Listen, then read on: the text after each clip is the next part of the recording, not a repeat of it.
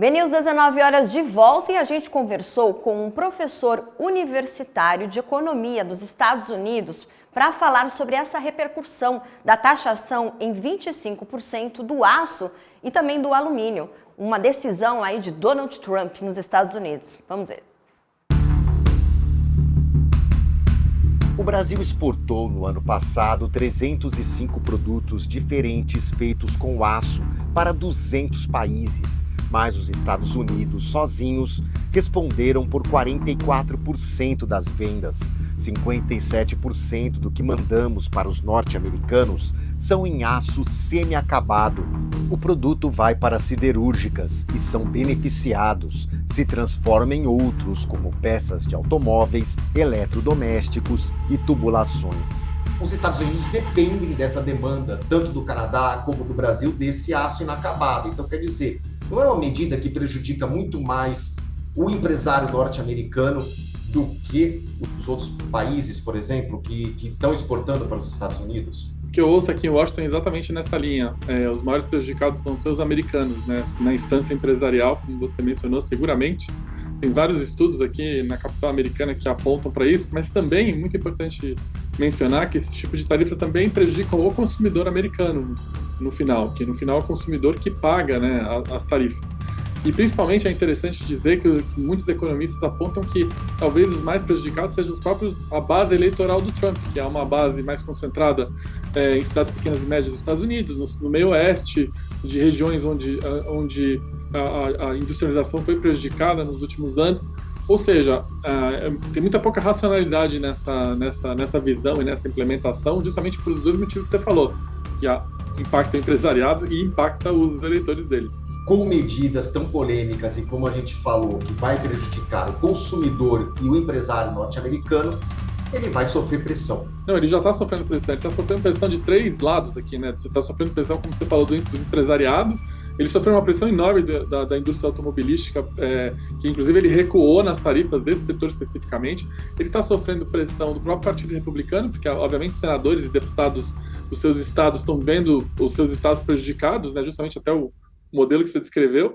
E agora, mais essa semana, é importante mencionar que ele está sofrendo uma pressão do mercado de capitais, do mercado financeiro americano, porque a Bolsa Americana vem vivendo dias bastante ruins, né? E, obviamente, aqui nos Estados Unidos, a relação das pessoas com a Bolsa é muito mais próxima do que no Brasil, porque a maioria das aposentadorias dos americanos está ligadas a investimento na Bolsa. Então, eles sentem mais quando a Bolsa sobe ou quando a Bolsa cai. Então, ele vai passar a ter uma pressão dos mercados de capitais. E a gente tem que entender que a pressão nesse governo Trump ela tem que ser externa, porque, como eu falei, dentro do gabinete dele não tem ninguém que vá dizer não para ele. O governo brasileiro disse nesta quarta-feira que espera negociar com os Estados Unidos, mas como as tarifas sobre o aço foram implantadas para todos os países, a negociação bilateral se torna mais complicada. A negociação onde ele apresenta tarifas para um país é uma relação direta de Estado e Estado, né? Então, você já cria um canal de negociação direto. Como você mencionou, é um produto, o aço é um produto e vários países são afetados. Então, o Brasil vai ter que sentar à mesa com outros países. E, obviamente, quando você tem várias partes envolvidas, a negociação fica muito difusa, né? Eu acho que esse talvez seja o grande desafio da diplomacia brasileira agora. Mas eu não descarto que o Brasil vai sofrer tarifas gerais, como país. Que o Trump, inclusive, mencionou o Brasil especificamente no discurso dele do State of the Union.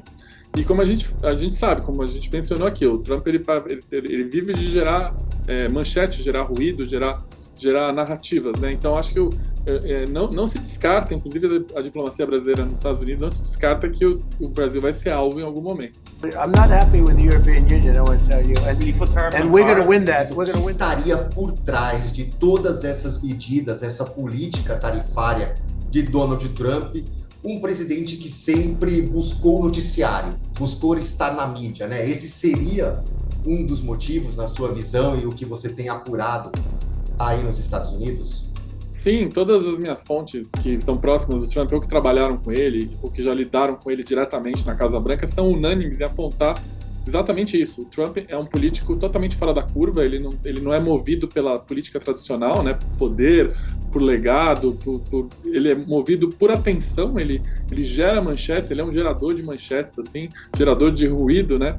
E, diferente de 2017, que tinha uma Casa Branca com um gabinete que freava algumas ideias dele, né? E esse gabinete que ele montou agora é um gabinete que foi montado com uma premissa fundamental: você precisa ser leal às ideias do Trump. Ou seja, não tem freio dentro do próprio gabinete dele para essa geração de ruído. Trump já falou de anexar a Groenlândia, que o Canadá deveria se tornar um estado norte-americano, quer mudar o nome do Golfo do México.